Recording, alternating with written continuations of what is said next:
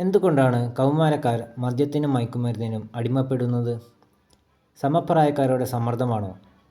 അതോ മാർഗനിർദ്ദേശത്തിൻ്റെ അഭാവമോ? സത്യത്തിൽ പല യുവാക്കളും ലഹരി വസ്തുക്കളിലേക്ക് തിരിയുന്നത് അവർക്കെന്തോ നഷ്ടപ്പെട്ടതോ, അവരെ കേൾക്കാത്തതോ, അല്ലെങ്കിൽ സമൂഹത്തിൽ നിന്ന് സമ്മർദ്ദമോ ഉള്ളതുകൊണ്ടാണ്. അതിന് ആദ്യപടി ആശയവിനിമയമാണ്. കാര്യകാര്യ വിവേചനം കൂടാതെ ശ്രദ്ധിക്കുന്ന ഒരാളെ കൗമാരക്കാർക്ക് ആവശ്യമാണ്. അവരോട് ചോദിക്കുക, നിങ്ങളുടെ ദിവസം എങ്ങനെ ഉണ്ടായിരുന്നു? എന്തെങ്കിലും നിങ്ങളെ ശല്യപ്പെടുത്തുന്നുണ്ടോ? നിങ്ങൾക്ക് സമ്മർദ്ദം അനുഭവപ്പെടുന്നുണ്ടോ? കൗമാരക്കാർക്ക് കേൾക്കാനും വിലമതിക്കാനും ആരെങ്കിലും ഉണ്ടെന്ന് തോന്നുമ്പോൾ അവർ മദ്യത്തിലോ മയക്കുമരുന്നിലോ ആശ്വാസം തേടാനുള്ള സാധ്യത കുറവാണ്.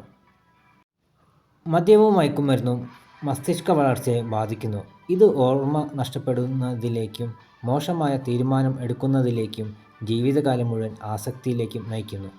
ഈ നാശത്തെക്കുറിച്ച് കൗമാരക്കാരെ ബോധ്യപ്പെടുത്തുക. സമ്മർദ്ദമാണ് ആസക്തിയുടെ പ്രധാന കാരണം. ഒരു കൗമാരക്കാരന് സമ്മർദ്ദം എങ്ങനെ കൈകാര്യം ചെയ്യണമെന്ന് ധ്യാനം കൊണ്ട് പ്രോത്സാഹിപ്പിക്കുക. പ്രശ്നങ്ങൾക്കുള്ള പരിഹാരമായി സിനിമകൾ മദ്യത്തെ മഹത്വവൽക്കരിക്കുന്നു. സെലിബ്രിറ്റികൾ പണം ലഭിക്കാൻ മാത്രമേ ഇത്തരം പരസ്യങ്ങൾ ചെയ്യാറുള്ളൂ. അവർ അത് ഉപയോഗിക്കുന്നില്ല. ഈ കാര്യം കൗമാരക്കാരെ ബോധ്യപ്പെടുത്തുക. നല്ല മൂല്യങ്ങൾ പങ്കിടുന്നവരുമായി സൗഹൃദം പ്രോത്സാഹിപ്പിക്കുക. അവരുടെ അഭിലാഷങ്ങളെ പിന്തുണയ്ക്കുക. അത് സ്പോർട്സ്, സംഗീതം, ശാസ്ത്രം അല്ലെങ്കിൽ ബിസിനസ് ആകട്ടെ. അവരുടെ അഭിനിവേശം കണ്ടെത്താൻ അവരെ സഹായിക്കുക. ശക്തമായ ഒരു ഉദ്ദേശം അവരിൽ ഉണ്ടാക്കുക.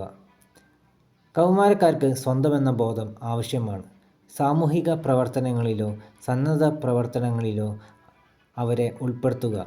എന്തെങ്കിലും വലിയ കാര്യവുമായി ബന്ധപ്പെട്ടതായി തോന്നുമ്പോൾ അവർക്ക് ലഹരി ആവശ്യം വരില്ല.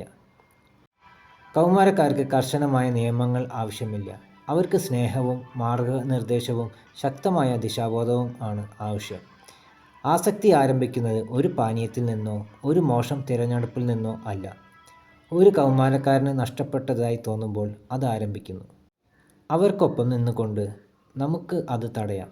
പ്രതിരോധം വീട്ടിൽ നിന്ന് ആരംഭിക്കുന്നു.